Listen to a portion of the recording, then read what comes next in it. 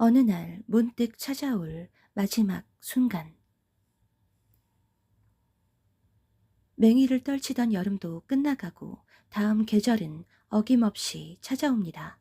시대의 계절도 이와 같으니 교활한 어둠이 세상을 덮으며 노아의 시대의 끝에 도착했습니다. 그러나 계절과 다르게 다가오는 시대의 변화를 이해하는 것은 쉽지 않습니다. 더 많은 사건들과 격변이 강력하게 일어날 것입니다. 파수꾼들의 경고가 여러 해 동안 지속되었고 반드시 종점에 도착할 것입니다. 많은 경고가 나갔지만 사람들이 미지근하게 반응하므로 기회를 상실했습니다. 주님은 이 악한 노아의 시대에서 기다리는 사람들을 위해 올 것입니다. 무의미한 부스러기들의 교제에서 떠나고 영적인 감각을 예민하게 유지하며 어느 순간에도 떠날 준비가 되어 있어야 합니다. 현재 처한 시련의 상황 때문에 염려하기보다 다시 오실 주님께 소망을 두는 것이 좋습니다. 왜냐하면 그것은 곧 도래할 것이기 때문입니다. 이 세상의 명성 있는 부자, 아무 걱정 없이 사는 사람들이 전혀 부럽지 않은 것은 그들의 날도 멀지 않았기 때문입니다.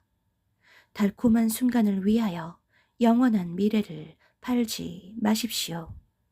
어떤 사람들은 성경 구절을 가지고 자신의 불의한 삶을 합리화시킵니다.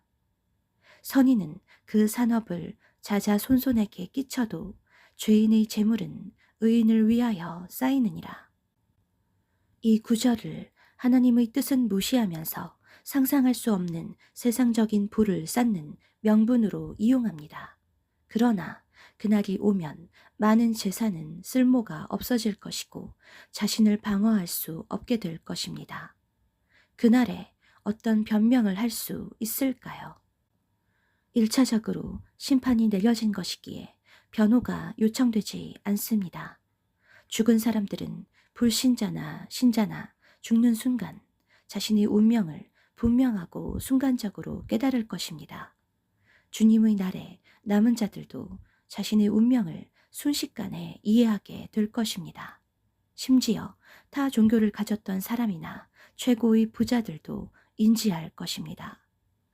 우리 세대는 자신의 부를 쌓을 수만 있다면 모든 종류의 정의와 정직을 포기합니다.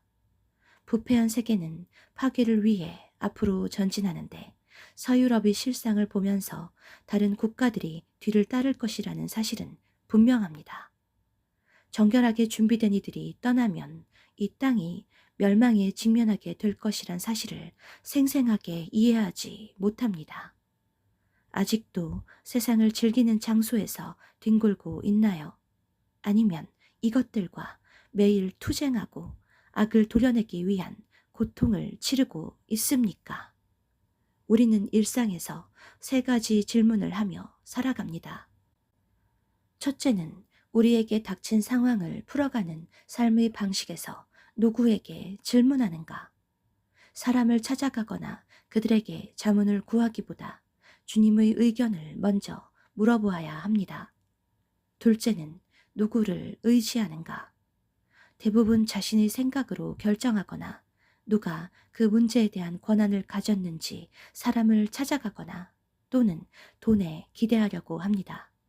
그러나 삶에서 오는 시련과 고통을 해결하실 분은 주님입니다. 다른 것을 의지하는 경우에는 처음에 잘 될 것처럼 보이지만 결과가 달라지는 경우가 빈번합니다. 셋째는 누구와 교제하는가? 우리의 일상에서 교제는 다양하게 일어납니다. 교제는 우리 삶의 방향과 가치관, 정체성에 영향을 끼칩니다. 만약 침묵과 고독에서도 주님과 교제를 선택하고 시간을 배정한다면 우리는 어느 상황에서도 실패하지 않을 것입니다. 그러나 사람들과의 교제에 과도하게 빠져 있거나 미디어의 시선을 빼앗긴다면 심령이 점점 메말라가고 사랑은 식어질 것입니다. 내일 무슨 일이 일어날지 알 수 있을까요? 우리는 매일 올바른 길을 찾기 위해 성경을 읽고 기도하고 주님을 찾아야 합니다. 생명책에 나의 이름이 지워지지 않기 위해 하십시오. 주님, 속히 돌아오소서. 언제까지 지체하시겠습니까? 주의 신부들을 불쌍히 여기소서. 아멘.